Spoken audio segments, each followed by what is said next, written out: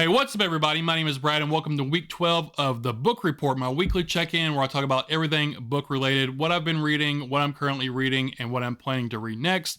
And this is probably going to be a shorter video because honestly, I haven't read that much this week. I've read some, not a ton though, but March Madness has started, and I've been watching basketball basically all day long.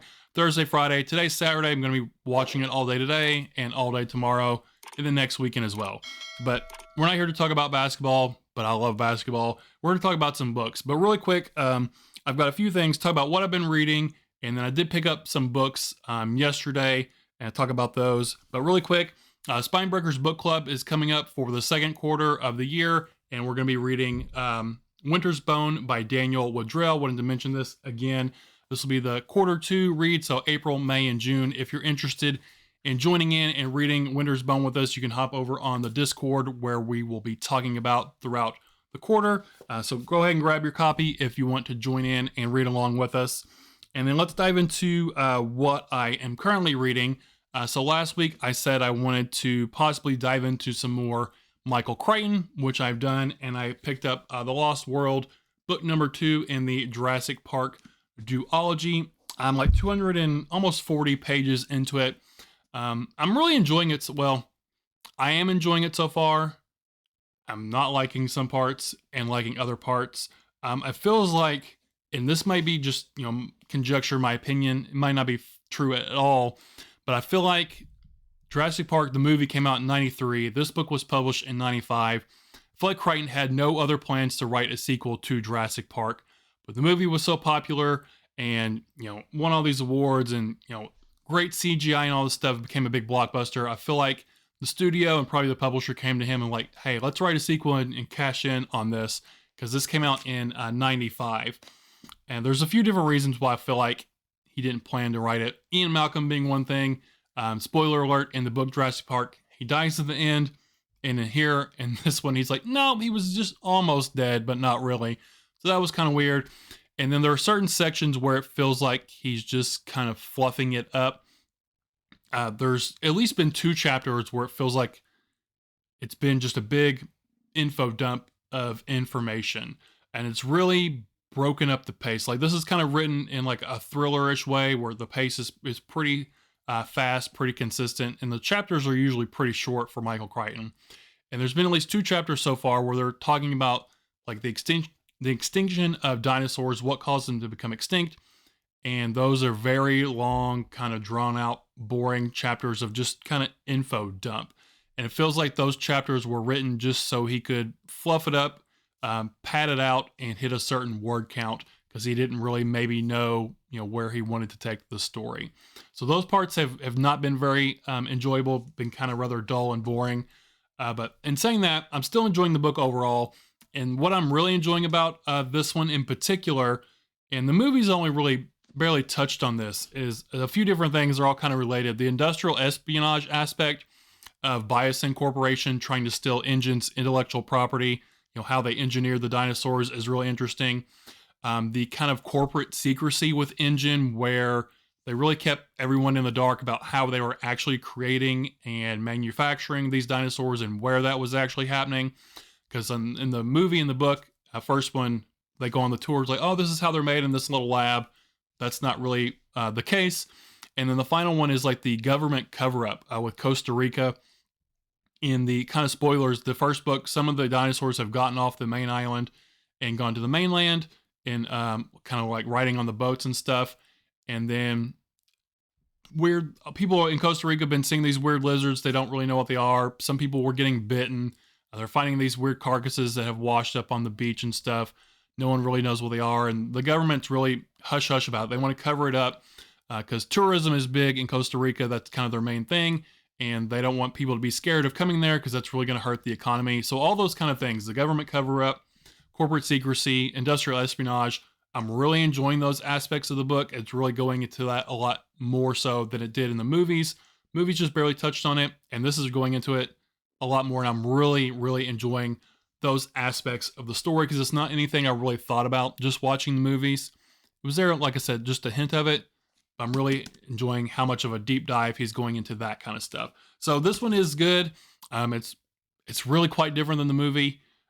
They go back to the island like they do in the movie, but a lot of the characters are different who are there and stuff.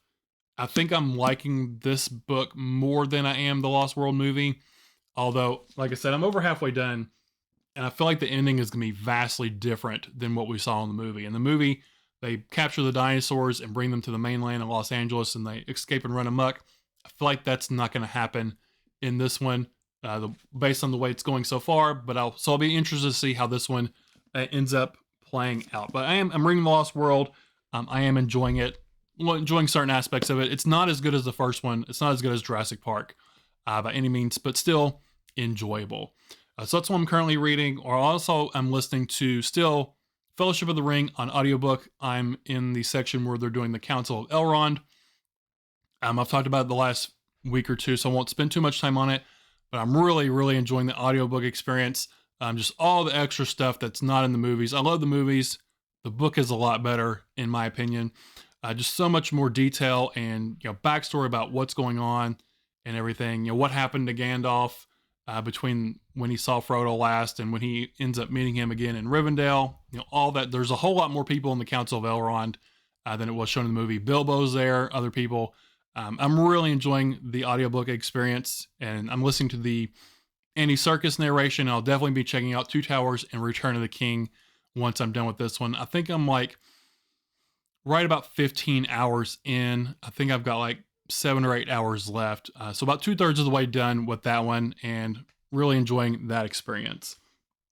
So that's what I'm currently reading, Lost World and listening to Fellowship of the Ring. And then last week, before I get to the two books I picked up, last week I talked about The Wager by David Grann, finished that one up. It's a nonfiction book. I really, really enjoyed it, and I've been wanting to dive into more nonfiction. So I've kind of made a list here of, 10 to 12 books nonfiction books that I think I would like to, kind of dive into at some point. These are kind of like the ones I want to hit next. So I'll just read them off really quick. Won't go into too much detail about them. But these are some of the ones I've got my eye on for more nonfiction books that I would like to read. Midnight in Chernobyl by Adam Higginbotham. Say Nothing by Patrick Radden Keefe. That one's about murder and kidnapping in, I don't know if it's all of Ireland or just Northern Ireland. Lost City of Z, another one by David Grann. And then a bunch of Erik Larson books. Devil in the White City, In the Garden of Beasts, Dead Wake, The Splendid of the Vile, Thunderstruck, and The Demon of Unrest. All of his are historical fiction, nonfiction, historical nonfiction. A lot of it's World War II, some boats. Devil in the White City is about H.H. Holmes in Chicago. I think The Demon of Unrest is the Civil War.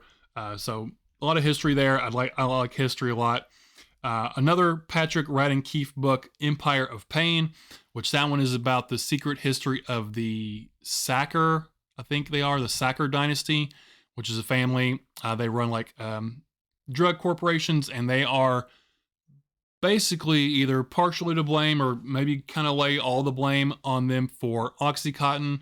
And then that is the main source of the opioid, I can never say that word correctly, the opioid epidemic in Appalachia. So, and my friend Crystal, she said that the book does go into that. So that would be interesting. Black Mass by Dick Lear and Gerard O'Neill. That is about Whitey Bulger and Irish mob in Boston. And I'm interested in that because I read Dennis Lehane earlier in the year. That's set in Boston and deals with the Irish mob. So I'd like to read about some true life things regarding that. And the final one I've got on the list is Endurance, Shackleton's Incredible Voyage by Alfred Lansing. That's another one that would be similar to The Wager, about discovering a lost ship.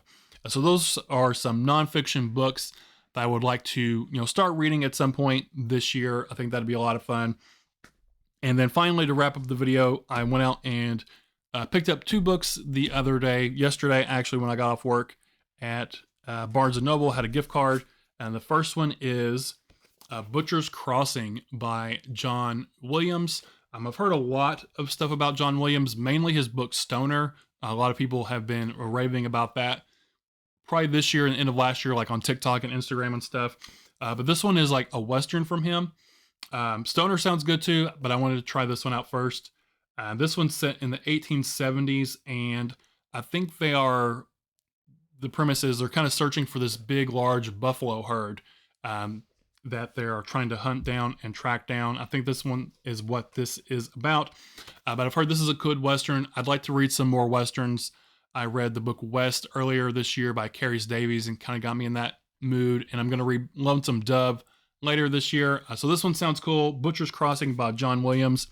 And kind of related to that, if this one is in fact about buffaloes. Let's check out the synopsis real quick. Let's see. Make sure I'm not completely off base.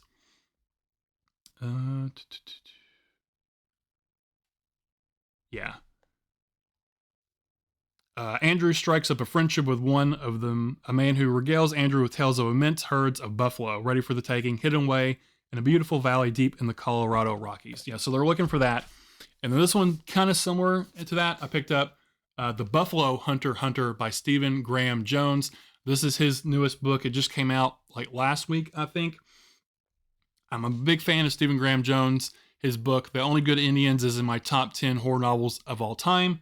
And I love books about buffalo, which is weird, but I've got a few books about buffalo that are really cool. And this one is also about vampires, and I love books about vampires. So all those wrapped together, this was one I was definitely wanting to get. And I picked it up at Barnes & Noble. It's got the cool red sprayed edges on there. I think it's got a few extra things in the back that were like Barnes & Noble exclusive. Yeah, turn the page for exclusive Barnes & Noble content. So whatever that stuff is going to be. I think it's about like actual military letters and stuff from back in like the 1870s. But this one is, let's synopsis on here. It's a chilling historical novel set in the Nanset days of the state of Montana, following a Blackfeet Indian named Goodstab as he haunts the fields of the Blackfeet Nation looking for justice. And like there's vampires involved, like I said. So this one sounds awesome. Really cool cover, cool red sprayed edges. So I had to go to Barnes & Noble and pick that one up. And I'll probably be diving into that one really soon. Probably maybe put that one on the list for April when I want to get to that one, because I'm really excited about that.